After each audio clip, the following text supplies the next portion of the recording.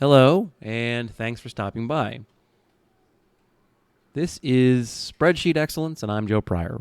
And we're finally here at episode 8 to wrap up our first season, our first big lesson. And this is sort of the introductory, the basics of Excel. In this episode, we're going to cover creating graphs in Excel, editing and improving those graphs, and then we're going to do a quick wrap up of everything we discussed in this season to include a walkthrough, very high level of what we've accomplished, and hopefully a kind of a look at all the things that you should have created at the end of this season. So with that being said, why don't we go ahead and jump right in.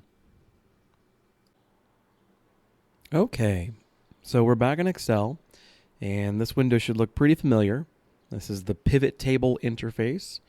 Let's go ahead and click into it and figure out something that we can build. And then the nifty thing is that to build a graph, it's a lot like building a pivot table. You need a table. And so what we can do is we can build off of our material from the last lesson and use the pivot table to give us the material that we're going to use to make our graph. So let's think about what we're going to do. We're probably going to want to take a look at margin because this is a figure we created for this pivot table. And let's take a look at how all of our regions are doing. How does the breakdown of margin occur within each region? And what we can do here is we can sort from largest to smallest. We can put our highest performers up top, and that gives us a pretty nice breakdown of all of our regions. And let me think about other things we can add to it.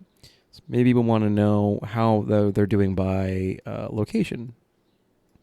And you'll see if you throw this in the column here, now this blows it out and you see how each location within each region's doing. But this is kind of a lot of data. And unfortunately, it would be a mess to graph. And the same thing for department. You can get that same blowout of data for our department. For example, haberdashery appears to be losing money in the south and women's wear is losing money in the east. But we don't need that right now. And as much as this might be interesting, I think it might be cool as a company to take a look at how our individual departments are doing, accessories, cosmetics, etc. So let's sort this by largest to smallest. And then let's work on building a graph. So to build a graph, it's the same thing as you do when you're building a pivot chart. And what you do is just select your data and click on one of these buttons up here in the charts button or the charts section of the tab. If you don't know what you're looking for, one of the best places you can start is the recommended charts. Excel's usually pretty good about picking a good series of charts for you to take a look at based on the data you've given it. And in this case, they want us to go with a pretty standard bar chart. And this makes a lot of sense given the data we have to look at here. But there's other options. Maybe you prefer lines, which doesn't really make a lot of sense in this particular instance. If you had a series of data and you were looking at how cosmetics had done over a longer period of time, a line graph would make a lot of sense there. But in this instance, it's not really appropriate. Pie chart, if you have this many segments of a pie chart, it's also not really a logical choice for a visualization. But if you only had 2 or 3, that would be logical or appropriate. And we have ourselves back to a bar chart. Now, I kind of like horizontal bar charts, but for the most part, vertical bar charts are where it's at, especially when it comes to things like counting a quantifiable figure like revenue. So let's go ahead and just take a look at what the basic graph that Excel puts out is. And it looks just kind of like this.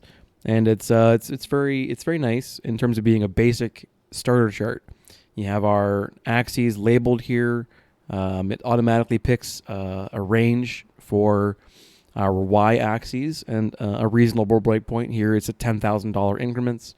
And then it has our x-axis is the row labels, but here at an angle so they're legible to the human eye. Now, if you didn't want to use the recommended chart builder, we can build this exact same chart on our own. Head over to the Insert tab, navigate up to the chart section of that tab, and click on one of these kinds of charts. You can click on a button, the pull-down button, and it'll give you kind of an idea of what you're going to get out of it. A tree map is fun. The waterfall chart's great for project planning. They can actually insert portions of maps if you wanted to do that kind of thing. And if you were doing statistical analysis, I'd strongly recommend you to take a look at things like the histogram and the like. But for this, we're doing a pretty simple 2D column chart. And so when you click on that, you get this blank prompt. Now, as you can see, there's not a whole lot going on here. And most of the options don't even do anything because there's nothing here.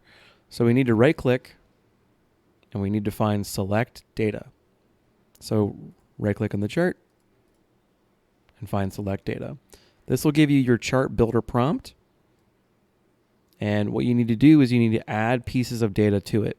So we come down here. This is our entry. We're going to select our series name. So the first thing we want to do is build our x-axis, which is the sum of margin. And click on that. And you've just selected the name.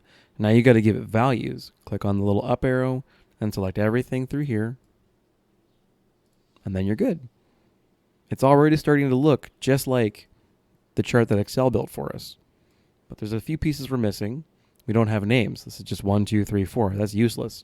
So we need to add one more piece of data. Come over here to the horizontal category label. Click on edit and select arrange. You're going to see here, this is the list of the names. And once we close this, they'll automatically, as you can see, apply to the rows or the bars. Now, we're good here. But I'm going to also show one more way that you could do this. You can remove all this stuff because you can also just click all this stuff and Excel will figure it out for you. It's exactly the same.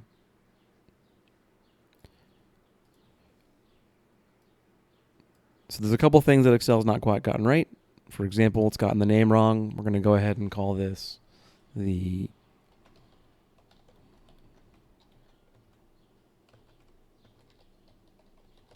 margin by department.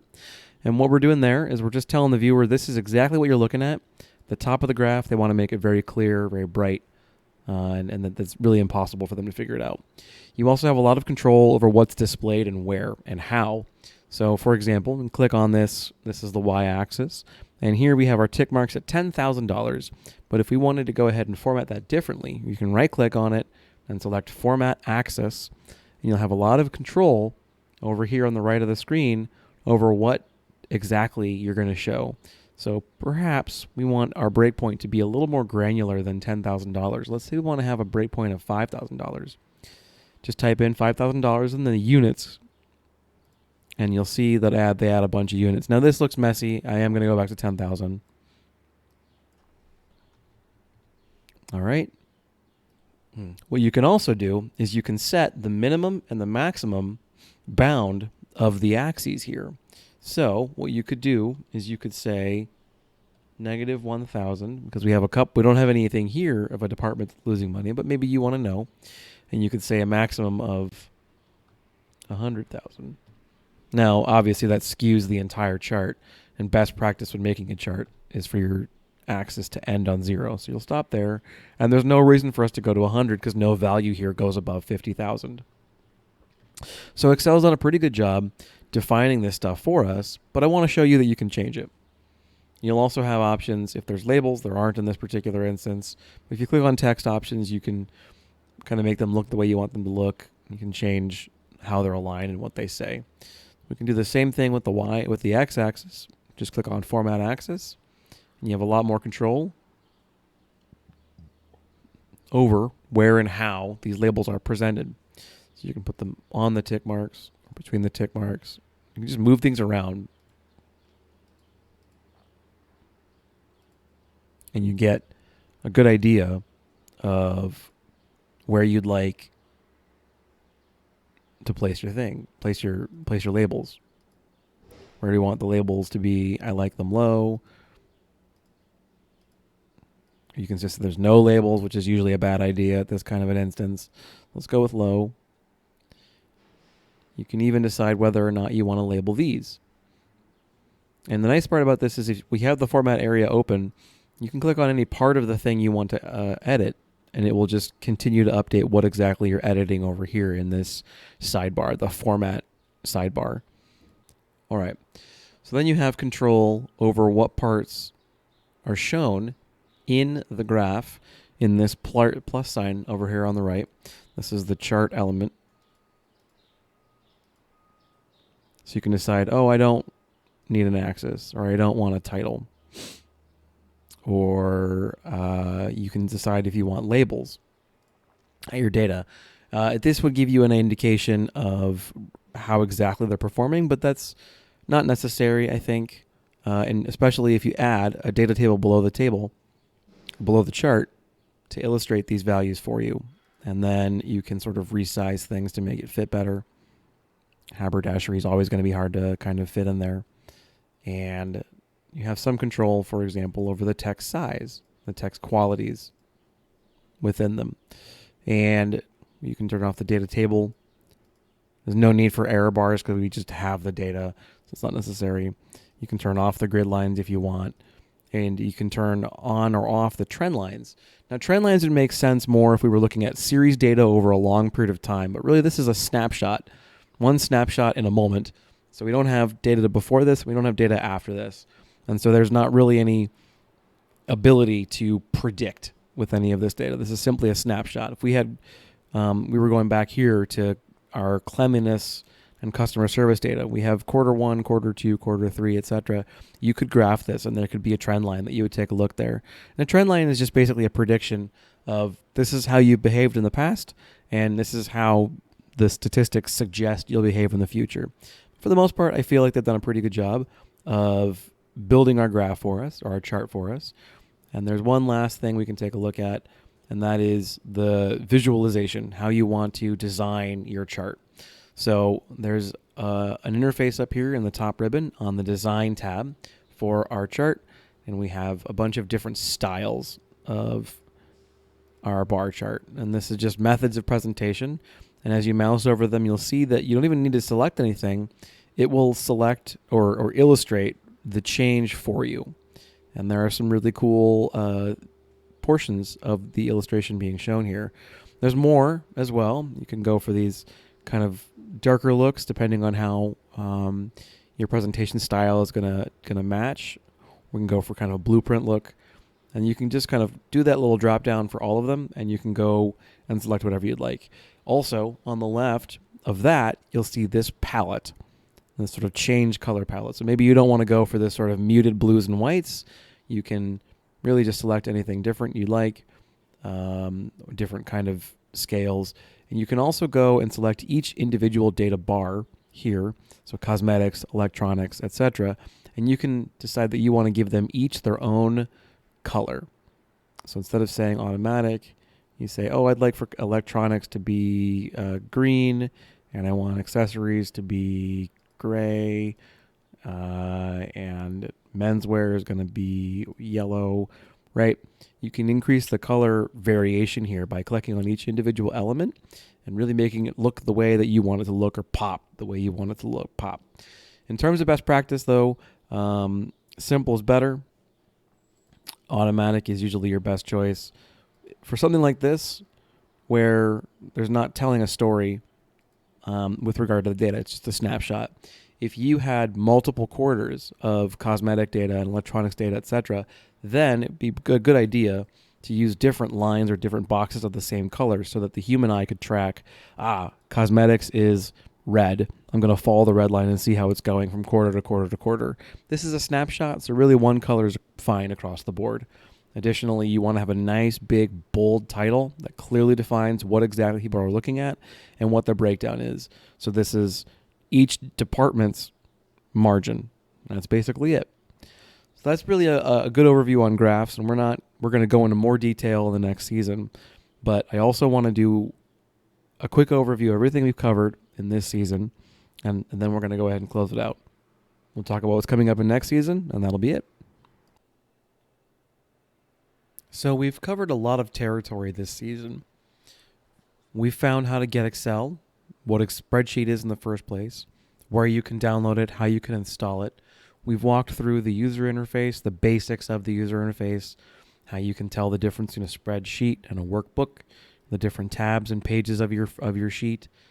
We've clicked through data entry, We've clicked through color coding your data to make it clear as to which pieces of data belong to which sort of piece of analysis.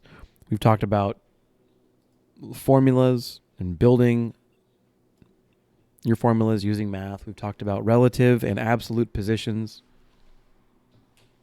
We've talked about keyboard commands. We've talked about building tables and how you can filter. And we've also talked about building pivot tables and how you can build graphs. And lastly, this season, we've talked about how you can prepare a sample of your analysis for presentation to an end user. Now, we've just scratched the surface of what Excel can do. We've just sort of begun your journey on Excel. But what you've kind of unlocked is the ability to produce clean-looking analysis and to start using Excel for more than just data entry or just manually tracking information. You can save yourself time, loads of time using Excel. And the skills just keep on growing. So going into the next season, instead of spending 8 episodes building a single document, we're going to break down each episode into its own function. So I'm going to do an episode, for example, on XLOOKUP. I'm going to do an episode on building an organization chart in Excel because it's really easy and it looks very snazzy. And these episodes are going to be about 15 to 20 minutes, just like they have been. They're going to be less directed towards an overall continuous narrative from one episode to the next, and each one will be self-contained into its own sort of focus on that subject. But those will be coming up soon. I want to make sure that we get this out. I'm looking forward to seeing you guys in the next one. But until then, this is Joe Pryor saying stay excellent, and I'll see you soon. Thanks.